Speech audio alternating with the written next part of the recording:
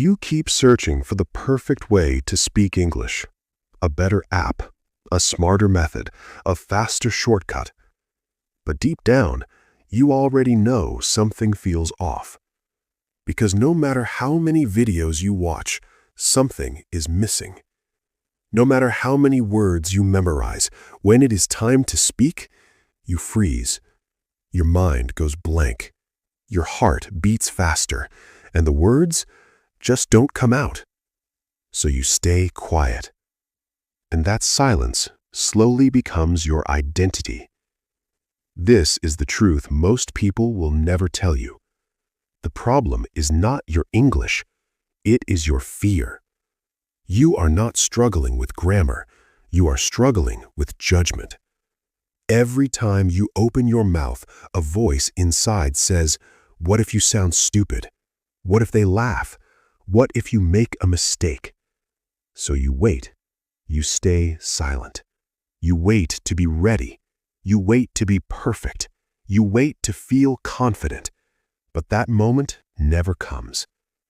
There was a man named Arif. He understood English well. He could read and write, but he could not speak. At work, he stayed silent. With friends, he just nodded. Inside, he felt small. One day, he got an opportunity, a small presentation in front of his team. He prepared for hours. He practiced again and again. He wanted to be perfect. But when the moment came, his voice shook. He forgot simple words. He stopped speaking. The room went quiet. That silence felt heavy. He stood there, lost and exposed. That night he sat alone, not because he failed, but because he realized something painful. He had been hiding for years, not learning, not growing, just hiding, avoiding the moment that could change him, avoiding discomfort. And in that moment, something changed. He stopped chasing perfect. He chose to be real. This is where everything shifts. Fluency is not about knowing more. It is about using what you already know without fear holding you back. Your brain already has enough words, but fear blocks them. Fear locks them away. When you remove fear, your words begin to flow, not perfectly, but naturally. And that is real fluency, not perfect grammar, but honest expression. Now listen carefully. The first lesson is simple, but powerful. You learn to speak by speaking badly first. That is the only way. There is no shortcut. Every fluent speaker you admire today was once slow, broken, unsure. They did not wait to be perfect. They spoke anyway. They kept going. So your action is simple. Speak every day. No excuses. Even if it's alone. Even if it feels wrong. Because silence is your real enemy, and movement is your freedom. Every word spoken is progress. The second lesson is this: stop translating in your mind. When you translate, you slow yourself down. You create pressure.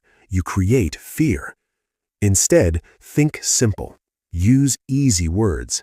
Say what you can, not what sounds big. You do not need perfect sentences. You need real sentences. Say, "I feel nervous." Say, "I am trying." That's enough. That's powerful. Your action is this: think in English for 5 minutes every single day. About your life, about your plans. Train your mind to stay in English. The third lesson is the hardest. Confidence does not come first.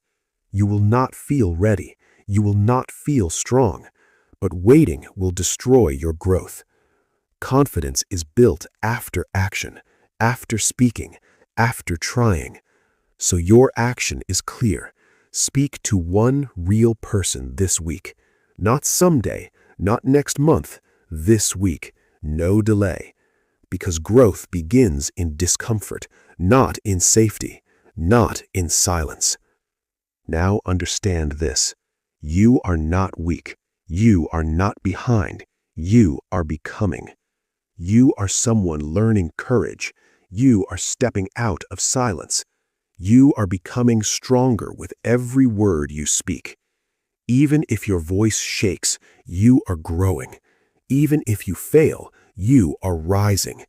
Each time you speak, you break fear. You destroy your old limits, and you build a new identity, one that is fearless, one that is real. So stop chasing perfect English. Stop waiting for the right time. Start building a fearless voice. Start speaking right now. Because in the end, fluency was never about language. It was about courage. And the moment you choose to speak, even imperfectly, you become free.